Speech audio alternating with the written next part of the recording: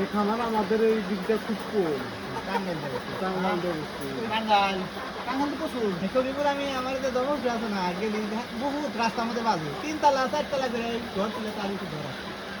টাঙ্গাইল আগে টাঙ্গাইল কম আছিল আমার এদিক থেকে ডিম গেছে ওপার আর ওপার থেকে ডিম আসে এপার আর ওরা মানে পাহাড়ি এলাকা তো ভাই ওইগুলা সুবিধা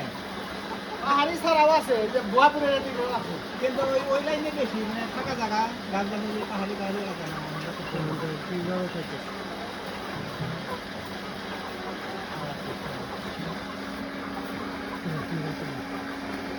খাবার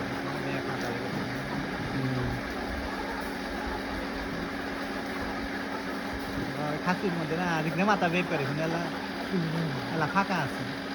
মানে মুরগি বেরোতে পারবো না মাথায় দেখছেন শাড়ি ধরে খাইতেছে কোনে মধ্যে আরো সুন্দর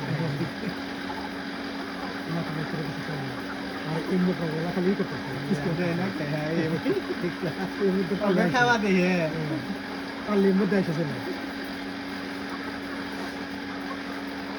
সময় মতো টাইম আছে